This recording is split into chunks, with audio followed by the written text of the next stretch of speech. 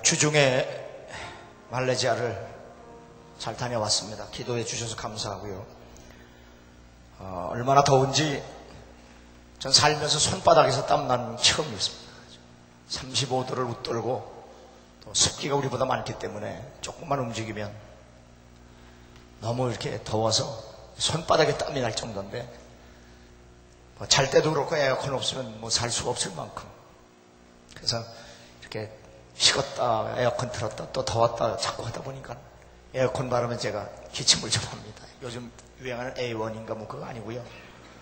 에어컨 바르면 목을 자꾸 떠들다 보면 그 목에 열이 있는데 에어컨 바람을 쐬니까 기침을 조금 합니다.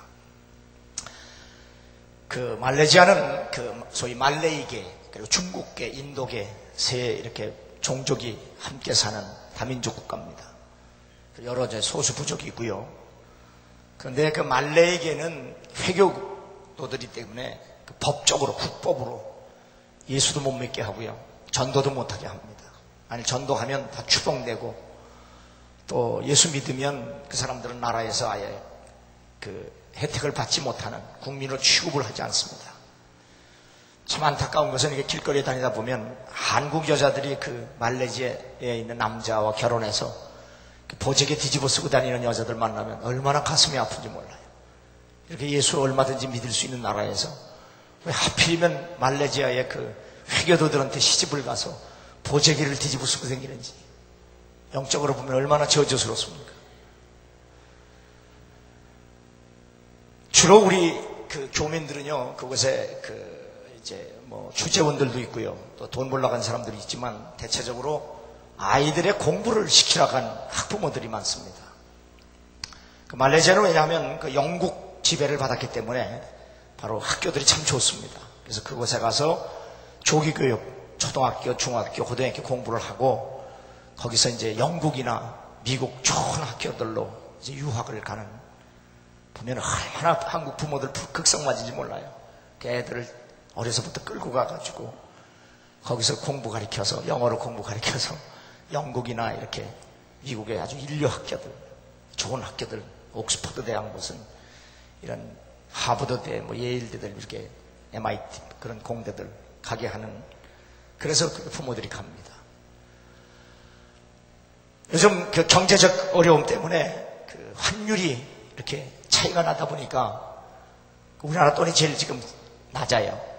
그러다 보니까 학부모들이 이렇게 한 30%, 20% 이렇게 한국으로 다시 돌아오는 일들이 있어요. 그러다 보니까 교회가 어렵죠. 교인들도 많게는 30%, 적게는 20%, 아주 적게는 10% 이렇게 다시 귀국하는, 유학을 포기하고 올 만큼 이렇게 어려움 당해서 교회도 어렵죠. 몇 주 전에 제가 일본에 가서 집회하고 바로 이제 말레이시아에 가서 한 교회에서 주일 낮설교를 하러 갔습니다. 제가 가면서도 이렇게 비싼 비행기 표 사서 주일날 낮 예배 그 설교 한번 하러 꼭 가야 되나. 그런데 제가 가야 되는 것은, 그 교회가 교회를 개척해서 이제 8년이 됐는데요, 굉장히 많이 부흥이 됐습니다. 그래서 교회를 지었는데 당장 갚아야 할 빚 때문에 어려움을 당하는 거예요. 교인들은 이렇게 불경기로 어려워서 한국에 오지요. 당장 빚은 갚아야죠. 어려우니까 아마 그 담임 목사님이 그 CTS인가 기독교 방송국 쪽에 PD한테 전화해서 예배당 잘 짓는 목사 한 사람 소개해달라고 그러니까 그 PD가 날 소개해줘가지고 제가 갔습니다. 어떻게 제가 그렇게 소문이 나는지, 예배당 잘 짓는 목사로. 전 목수지 헌금 얘기하는 목사가 아니었는데 그렇게 하여튼 가게 됐습니다.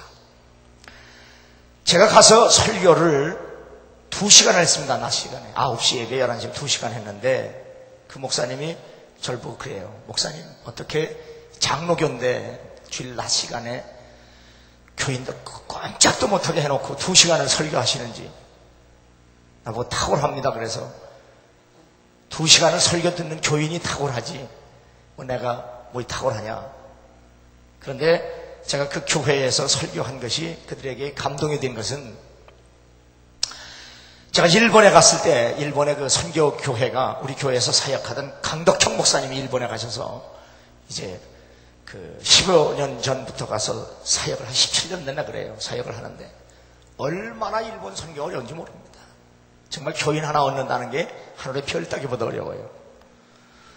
그런 교회, 그런 지역에 가서 지금 그 유학생들, 젊은 아이들, 대학생들, 중국에서 온 유학생, 한국에서 온 유학생, 또 일본의 교인들, 또 교민들, 그렇게 여러 층이 모이는데 주로 중국에서 유학 온 아이들이 모이는 그런 교회입니다. 그래서 교회가 지금 그 굉장히 부흥이 돼서 얼마 전에 건물을 10억을 주고 샀어요. 그리고 10억을 들여서 교회를 싹 이렇게 고쳤는데 우리 교회 장로님들이 여기서 물건 사서 보내고 또 윤 장로님 직접 가서 공사 이렇게 돈 벌려고 한 게 아니고요. 장로님이 다 6번에 걸쳐서 비행기표를 당신이 사서 가서 봉사하면서 그렇게 해서 교회를 싹 고쳐 리모델링 했는데 지금 인원수도 그렇고요. 교회 사이즈도 그렇고요. 예배당 건물도 그렇고요. 아마 오사카에서 제일 큰 교회로 부흥이 됐습니다. 순복음교회 지교회가 있는데요. 200명밖에 안 모여요. 온누리교회가 저렇게 수십억씩 투자해서 일본 선교를 하는데도 그 교회도 400여 명 모이는데 바로 이 교회는 한 이제 500여 명 이렇게 아이들이 모여서 공부하지요. 밤에 가서 아르바이트 하지요. 걔들 고생은 말도 못합니다. 공부하는 것만도 힘든데 남의 나라 말로 거기다 밤새도록 가서 아르바이트 해가지고 그 얻는 소득 가지고 11조 내지요. 감사헌금 내죠. 건축헌금 내죠. 그렇게 해서 그 교회를 세운 거예요. 그 아이들이. 그래서 내가 가서 그랬어요. 말레이시아 교인들에게. 자, 일본에는 중국 학생들이, 중국에서 온 유학 온 학생들이 또 아르바이트 해서 그 돈 가지고 11조 내고 감사헌금 내고 건축헌금 내서 예배당을 10억에 사서 10억에 고쳐서 이렇게 예배도 드리는데 아무래도 당신들은 자녀들을 가르쳐온 학부모 아니냐. 학부모가 아무리 어려우면 아이들보다 더 어렵겠느냐. 그렇게 유학생들도 그 고생을 해서 예수 믿겠다고 헌금을 해서 예배당을 짓는데 당신들 아이들 가르치러 와가지고 힘들긴 하지만 뭐 얘들보다 낫지 않느냐. 그러니까 우리 하나님의 성전 지어가지고 이렇게 목사 월급도 주지 못할 만큼 이렇게 어렵다고 하는데 우리 예배 끝나고 다 힘껏 작정하고 헌금해서 지금 급한 불은 끄자. 그렇게 설교했어요. 성경 말씀 가지고 요한계시록 가지고. 그런데 이번에 집회 갔다가 그 담임 목사님 만나봤더니 제가 가서 그랬어요. 제가 공항에서 이렇게 들어가는데 저 안내하는 집사님이 당장 5억이 필요합니다. 5억이. 그러니 뭐 제가 가서 5억이 당장 필요하는데 내가 주는 것도 아니고요. 참 부담스럽고 그렇지만 하나님의 은혜로 하나님이 역사하셔서 이번에 가서 이렇게 담임 목사 만나보니까 저를 붙들고 참 감사하다고. 그날 예배 마치고 나서 교인들이 합심해서 헌금하고 또 작정한 것이 5억을 넘었다고 그래요. 남의 거라도 좀 아멘 좀 해봐. 저게 또 우리 교회 또 작정하자고 그러는 거 아닌가 그러는데 할 수도 있어요. 근데 지금 그 얘기하는 거예요. 그래서 5억 이상 하고 남은 빚도 올해 안에 해결하자. 그래서 얼마나 감사한지 모르게 다 해서 어려운 때 참 모든 것들이 다 해결돼서 얼마나 감사한지 모른다. 그래서 제가 그랬습니다. 순전히 하나님의 은혜고 하나님의 역사지 내가 아무리 설교해도 성령이 역사하지 아니하면 또 아무리 내가 열심히 설교해도 듣는 사람이 듣지 아니하면 무슨 소용이 있겠느냐. 그러므로 하나님의 말씀이 내게 들려질 때 듣고 실천하지 아니하면 스스로 속이는 자라 그렇게 말씀했는데 오늘 말씀을 듣고 여러분이 말씀 안에서 행함으로 하나님이 주시는 은혜와 복을 누리는 여러분 되기를 주 이름으로 축원합니다. 현대교회는 값싼 복음의 유혹을 받고 있습니다. 값싼 구원은 쉽게 구원을 받을 수 있다고 하는 거짓 위로를 말하는 겁니다. 전거지 내용을 복창하기만 하면 구원받는 것처럼 착각하고 무슨 훈련을 받고 무슨 코스를 거치면 하나님 나라 입성 자격증이라도 받는 줄 아는 현대교회를 지적하는 이야기입니다. 마태복음 3장 10절에 이미 도끼가 나무 뿌리에 놓였으니 좋은 열매 맺지 아니하는 나무마다 지켜 불에 던지우리라. 이것은 바로 세례 요한이 죄 사함의 세례를 받으러 오는 사람들을 향하여 회개에 합당한 열매를 맺으라고 설교하는 겁니다. 예수님도 하나님 나라가 가까웠으니 회개하고 복음을 믿으라고 하셨습니다. 다시 말하면 구원은, 하나님 나라는 회개와 믿음 없이는 불가능합니다. 바늘은 허리를 메어서 못 쓰는 것처럼 회개와 믿음 없이는 구원도 없고 하나님 나라도 없습니다. 그러므로 회개는 죄를 전제로 합니다. 죄의 삭은 죽음이기 때문입니다. 인간의 죄는 하나님 앞에 이만큼 심각합니다. 그리고 우리는 죽음이 얼마나 무서운 것인가를 깨달아야 합니다. 요한계시록 20장 14절에 보면 사망과 음부도 불못에 던지우니 이것이 둘째 사망 곧 불못이라.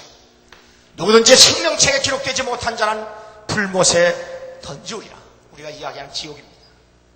지옥은 불못이라고 말하고 그리고 두 번째 죽는 사람이 가는 곳이라고 말합니다. 불과 유황으로 타는 못에 참여하니 이것이 둘째 사망이라. 그래서 예수 믿지 않는 영혼이 가는 지옥, 성경은 불과 유황이 타는 곳이라고 말씀하고 있습니다. 바로 이렇게 지옥은 죽음이 얼마나 두렵고 무서운 것인가를 우리에게 일깨워주는 교훈입니다.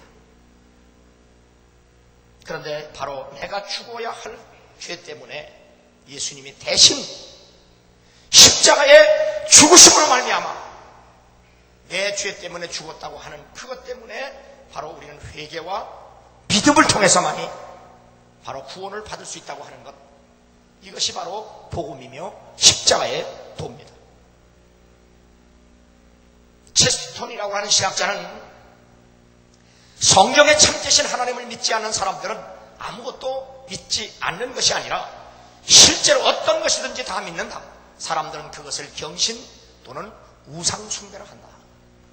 우리가 믿는 믿음은 성서적 삼위일체 하나님, 성서적 하나님, 성서적 예수 그리스도, 성서적 성령이어야 하는데 현대교회는 성서적 하나님이 아니라 바로 자신들이 편리한 신을 만들어 놓고 그 신을 믿는다고 지적하는 겁니다. 미카엘 허틀이라고 하는 웨스트민스터 신학대학의 교수는 시대마다 그리스도인들은 예수 그리스도를 통한 자신을 제시하신 하나님을 믿을 것이냐, 아니면 그들의 문화와 상상력과 수행을 통한 공덕을 쌓음으로써 얻는 의로움의 우상들 가운데서 하나님을 추구할 것이냐 하는 매우 실질적인 문제에 부닥치고 있다. 우리는 더 이상 죄인들이 아닌 구조자들이 되어버렸다. 우리는 우리에게 거부감을 주지 않는 신을 원한다.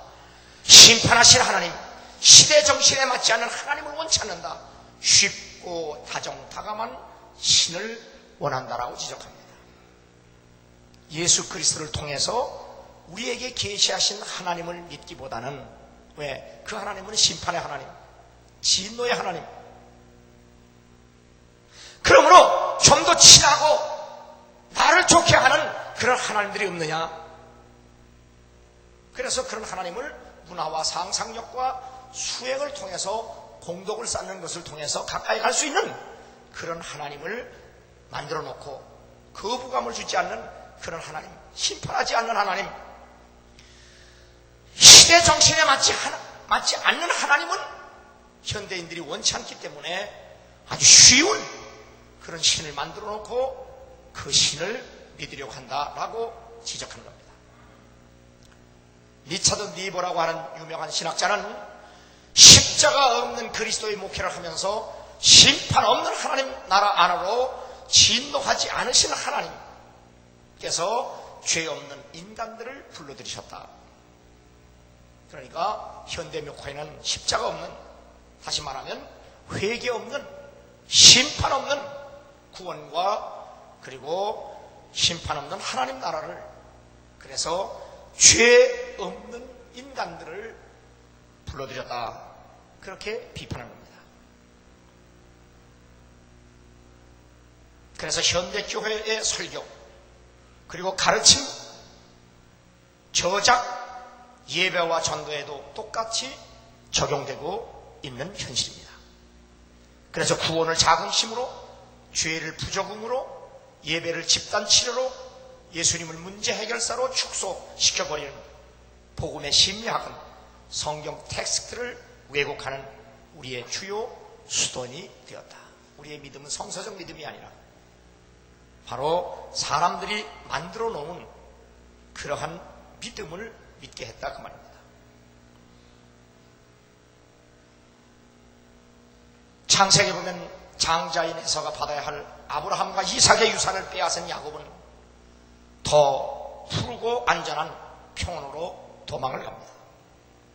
성경에 보면 아브라함과 이삭과 에서의 하나님 대신에 아브라함과 이삭과 야곱의 하나님 되시기를 기뻐하셨습니다. 이에 대하여 사도 바울은 로마서 9장 11절에 그 자식들이 아직 나지도 아니하고 무슨 선이나 악을 행하지 아니한 때에 택하심을 따라 되는 하나님의 뜻이 행위로 말미암지 않고 오직 부르시는 이에게 말미암아 서게 하려 하사 리브가에게 이르시되 큰 자가 어린 자를 섬기려 하셨나니 기록된 바 내가 야곱은 사랑하고 에서는 미워하였다 하심과 같으니라. 그런즉 우리가 무슨 말하리요? 하나님께 불의가 있느뇨? 그럴 수 없느니라. 모세에게 이르시되 내가 긍휼히 여길 자를 긍휼히 여기고 불쌍히 여길 자를 불쌍히 여기리라 하셨으니 그런즉 원하는 자로 말미암도 아니요 다른 박질하는 자로 말미암음도 아니요 오직 긍휼히 여기시는 하나님으로 말미암음이라고 말씀합니다.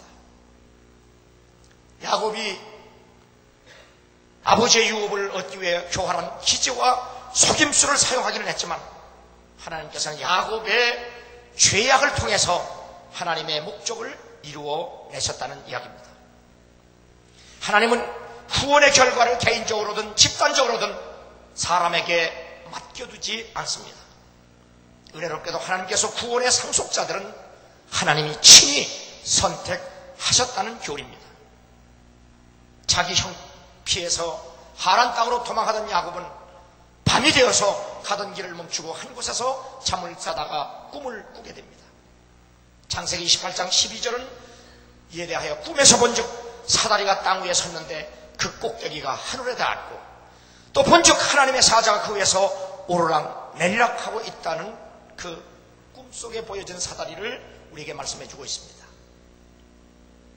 바로 그 사다리 끝에서 내려오신 하나님께서 야곱에게 말씀하십니다.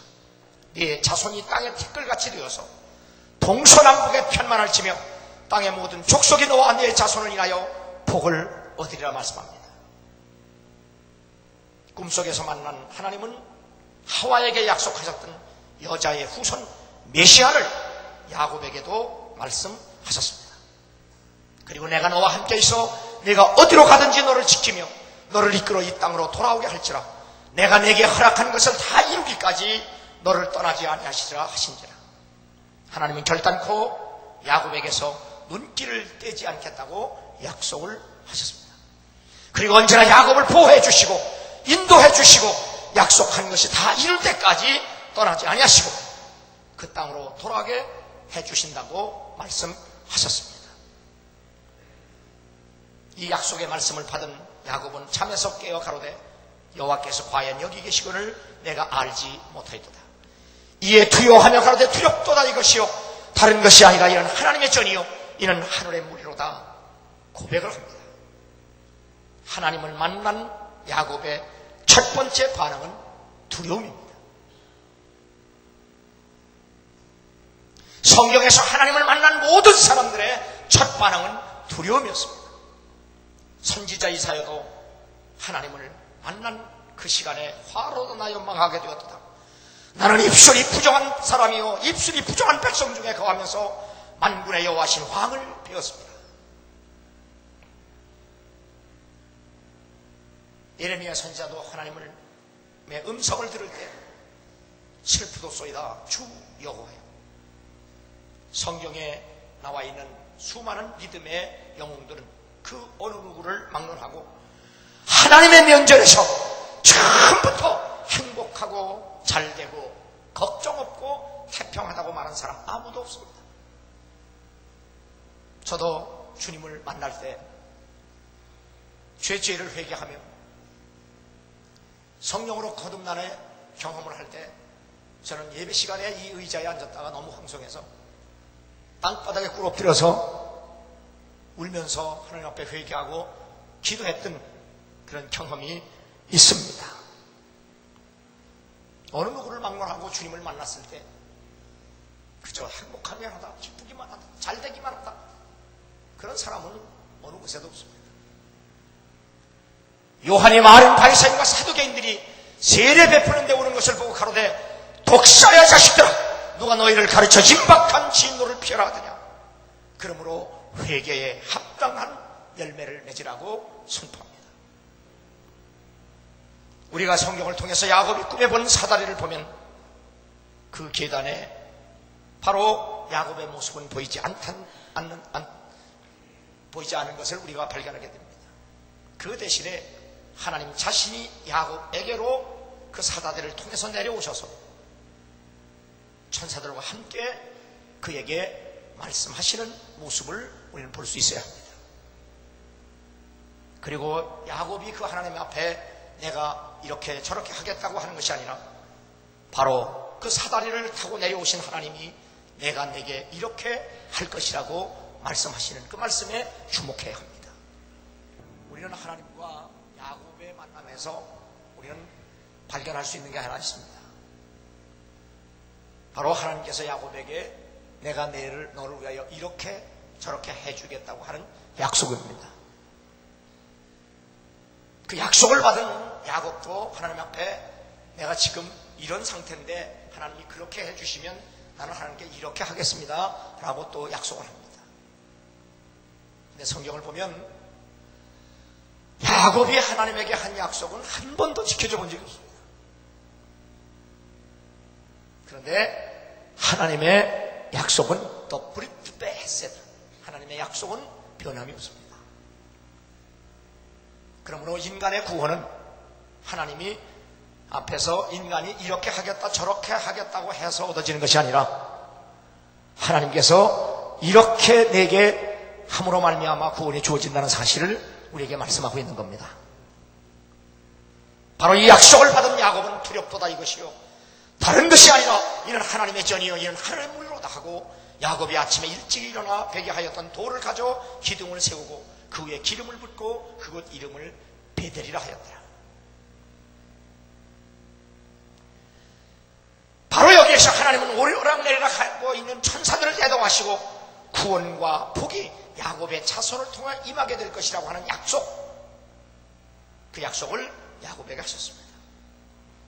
그래서 유대인의 어머니들은 세대마다 자신들이 그 메시아를 낳기를 기도했고 아버지는 메시아에 대한 약속이 자기들 때에서 성취되기를 꿈꿨습니다. 마침내 그 땅의 로마의 수중에 들어갔을 때 많은 사람들은 과연 하나님의 약속한 대로 그 메시아가 오실 것인가에 대해서 절망하고 있었습니다. 그러던 어느 날 요단강에서 세례를 베푸는 요한 앞에 젊은 목수가 나타납니다. 그 젊은 목수를 보는 세례 요한은 예수께서 자기에게 나오심을 보고 가로되 보라 세상 죄를 지워가는 하나님의 어린 양이로라 선포합니다.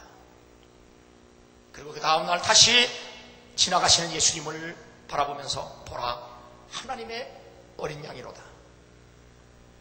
이 소리를 듣고 베드로와 안드레 그리고 다른 사람들이 예수 그리스도를 따르는 첫 제자가 됩니다.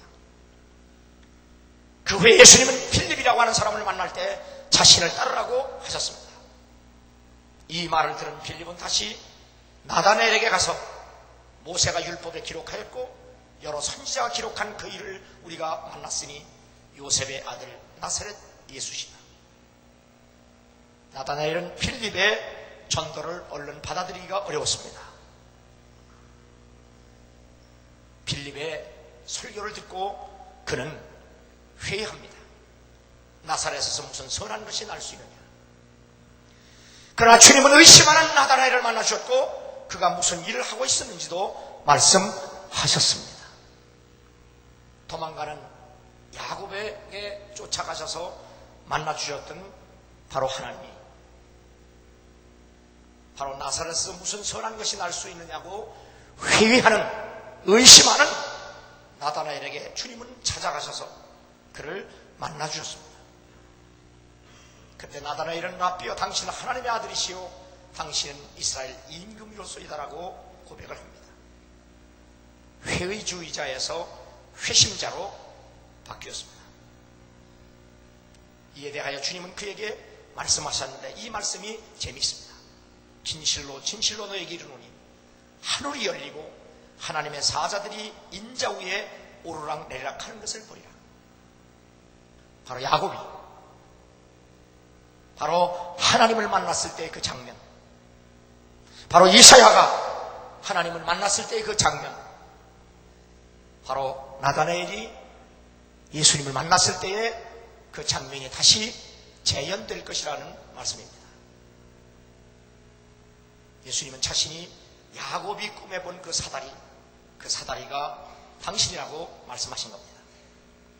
그 예수님이 바로 베델이요, 하나님의 전이요, 천국문이요, 하늘과 땅 사이의 입구라고 말씀하신 겁니다. 이 세상과 하나님 나라가 만나는 장소, 접촉점, 이 세상으로부터 영원 세계로 들어가는 입구, 인류가 하나님께로 이르는 입구라고 주님은 자신이 말씀하셨습니다. 내가 곧 길이요 진리요 생명이니 나로 말미암지 않고는 아버지께로 올 자가 없느니라. 내가 진실로 진실로 너에게 말하노니 나는 양의 문이라. 내가 양의 문이니 누구든지 나로 말미암아 들어가면 구원을 얻고 또 들어가며 나오며 꼴을 얻으리라. 예수님 자신이 바로 성전 꼭대기요 땅에서부터 하늘에 이르는 계단이라고 말씀하신 겁니다. 종교개혁자 마틴 루터는 자기가 더 이상 오를 수 없을 때까지 영적인 계단을 오르는데 자신의 정열을 다 바친 사람입니다. 그 당시에 많은 성자들은 하나님께 가까이 가는 체험을 얻기 위해서 올라가는 세 사다리가 있다고 했습니다. 그 첫째 사다리가 신비주의자입니다. 두 번째가 자신의 공로입니다. 세 번째는 자신의 사변입니다. 마틴 루터는 신비주의, 공로, 사변의 사다리, 이 모든 것들에 대해서 절망을 합니다. 일찍이 마틴 루터보다 더 하나님께 가까이 가고 싶어 했던 사람도 없었습니다. 그런데 이 마틴 루터가 성경을 읽다가 하나님은 우리에게 절대적 의로움을 요구하시는, 인간 그 누구도 하나님 앞에 의롭기는 불가능한 사실을 발견하게 됩니다. 그러면서 어떻게 죄인이 하나님의 구원을 얻을 수 있을까 고민하기 시작합니다. 그는 성경을 통해서 죄인 인간이 하나님의 구원을 얻을 길은 바로 십자가를 통한 길임을 성경에서 발견하고 그리고 체험을 하게 됩니다. 이것이 바로 종교개혁의 함성인 솔라 스크립토라, 오직 성경, 오직 말씀인 겁니다. 우리 감리교를 시작한 존 웨슬리도 바로 하나님께 가까이 가기 위하여 그는 홀리클럽을 만들고 경건한 삶을 강조했습니다.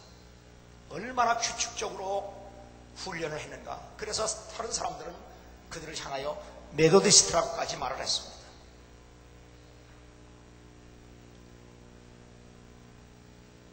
사다리를 오르려고 애쓴 사람들입니다.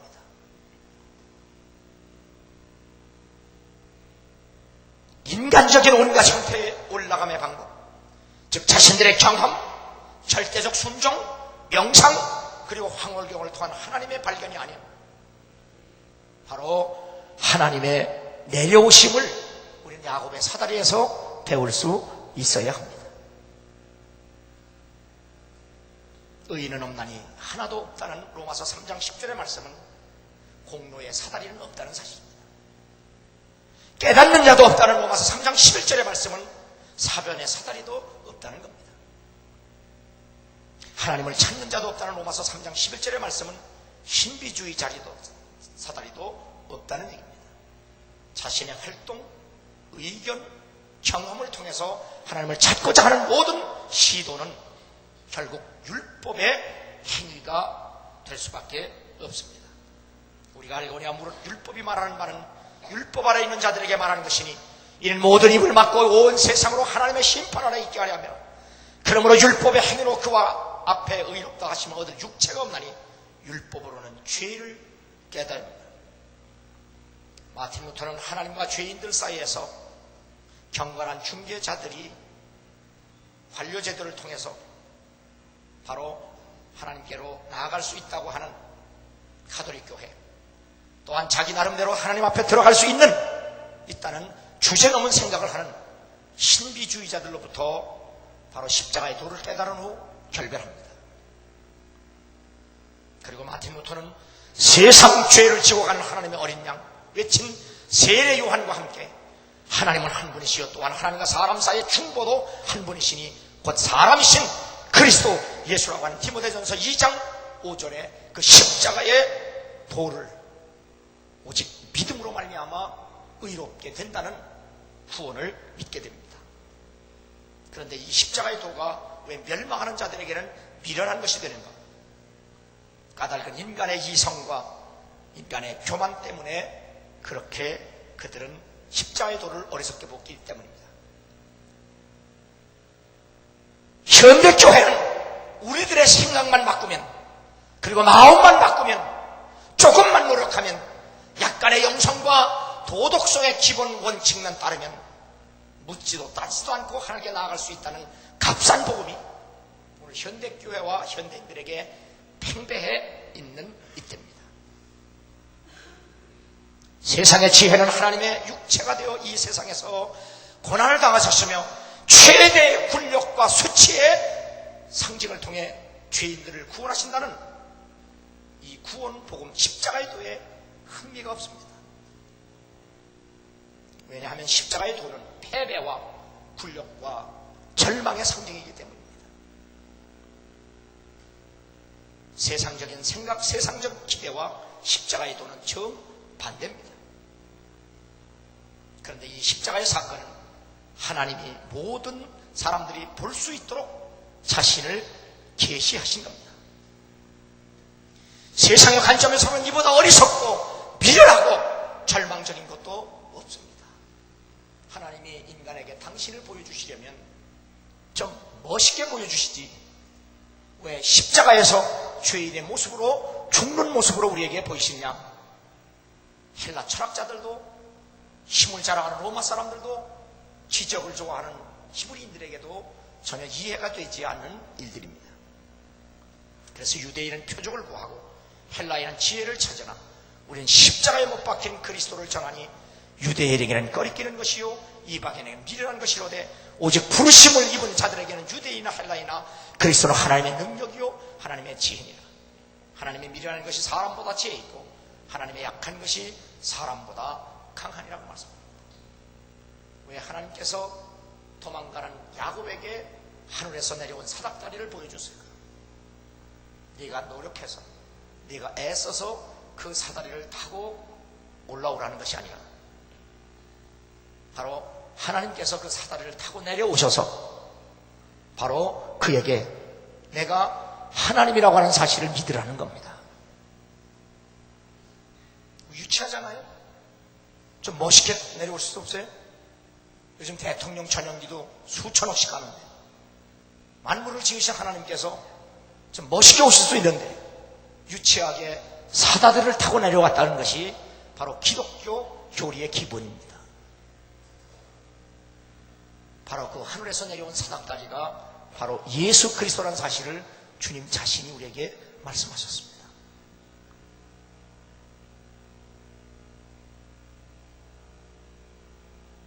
예수님의 삶을 본받음으로서도 아니고 예수님의 가르침을 준행함으로서도 아니고 예수님의 능력을 본능을 체험하는 것도 아니고 오직 예수 그리스도의 십자가의 도를 믿음으로 말미암아 성령 안에서 변화될 때만이 우리는 주님의 말씀을 따라 살 수 있고 그 삶을 본받을 수 있고 그 능력을 체험할 수 있다는 사실을 믿으시기 바랍니다. 말씀이 내게 가까워 내 입에 있으며 마음에 있다. 성경은 율법과 복음을 우리에게 말씀하고 있습니다. 율법은 우리를 구하지 못하고 도리어 우리를 정죄합니다. 율법은 우리가 하나님 앞에 받아들여질 수 있도록 시도하라고 격려하지도 않습니다. 도리어 율법은 우리 마음에 죄의 두려움을 가득 채워줍니다. 율법은 우리를 그리스도께로 이끄는 데 꼭 필요하지만, 그러나 율법보다 더 우리에게 필요한 것은 복음이라는 사실을 믿으시기 바랍니다. 이 복음이 바로 십자가의 도입니다. 네가 만일 내 입으로 예수를 주로 시인하며 또 하나님께서 그를 죽은 자 가운데 살리신 것을 내 마음에 믿으면 구원을 얻으리라. 오직 의인은 십자가의 복음을 믿음으로 삽니다. 현대 교회는 생각을 바꿔라, 창조적으로 바꿔라, 생산적으로 바꿔라, 그리고 좋게 바꿔라, 마음을 바꿔라, 잘 된다고 바꿔라, 그리고 약간의 영성과 도덕성의 기본 원칙을 따라라. 그래서 사람들이 듣기도 좋고 먹기도 좋지만, 그러나 구원은 그렇게 값싸지 않습니다.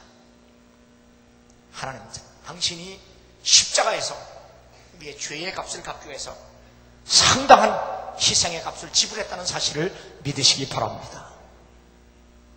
그 희생의 값, 예수 그리스도의 보혈의 피, 그 피를 믿음으로 말미암아 우리는 죄사함을 얻고 구원에 이른다는 이 진리는 변함이 없습니다. 여러분의 눈에 보기에도 어리석고 여러분의 들리는 것이 어리석게 느끼실지라도 그 어리석은 도, 그 도는 바로 하나님이 우리에게 주신 은혜의 도라는 사실을 믿으시기 바랍니다. 그러므로 요한이 잡히던 후 예수께서 갈릴리에 오셔서 하나님의 복음을 전파하여 가르치되 때가 찼고 하나님 나라가 가까웠으니 회개하고 복음을 믿으라. 방법이 이외에 없습니다. 오늘 현대교회는 현대인들에게 보암직도 하고 먹음직도 한 싸구려 구원을 선포하지만, 예수님은 우리에게 하나님 나라와 구원을 위해서 자신의 죄를 깨닫고 회개하고 그리고 하나님의 은혜 복음을 믿으라고 말씀합니다. 우리는 하나님의 낯을 피하여 도망가는 존재들입니다. 그런데 그 도망가는 존재들을 하나님이 찾아오셔서 바로 아담과 하와에게 가죽옷을 입혀드린 것처럼, 바로 도망가는 야곱에게 사다리를 타고 내려오셔서 그에게 지켜주고 보호하시겠다고 약속하신 그 하나님, 의심하는 아들에게 찾아오셔서 바로 야곱이 본 그 사다리가 나라고 말씀하신 그 예수, 바로 그 예수 그리스도가 여러분을 죄와 사망에서 구원하시는 구세주라는 사실을 믿어질 수 있는, 그래서 믿어지는 믿음을 갖는 그런 은혜가 오늘 저와 여러분에게 함께하기를 주 이름으로 축원합니다. 요한 웨슬리의 회심중화는 뭡니까? 웨슬리도 하나님께 가까이 가려고 얼마나 경건한 행위로 노력했는지 모릅니다. 그러나 그는 곧 절망하고 깨닫습니다. 오직 의인은 믿음으로 말미암아 살리라. 하나님의 은혜를 믿지 않는 한 하나님 나라가 아무리 가까이 왔다고 할지라도 우리는 구원에 이를 수 없다는 사실을 깨닫고, 그는 오직 의인은 믿음으로 산다는 그 은혜를 힘입고 그는 고백합니다. 내가 믿어지는 믿음을 하나님의 은혜로 선물로 받았다. 내가 예수가 그리스도임을 믿어진다. 신학자들은 현대 교회는 회심이 없는 바로 교회다, 그렇게 비판합니다. 다시 말하면 회개가 없는 종교 노름에 불과하다, 그렇게 지적합니다. 일리가 있습니다. 주 예수를 믿으라. 그리하면 너와 내 집이 구원을 받으리라. 다른 이름을 주신 적이 없습니다. 세상 사람들이 미련하고 어리석게 여기는 그 십자가의 도가 여러분은 구원의 능력과 은혜가 되기를 주 이름으로 축원합니다.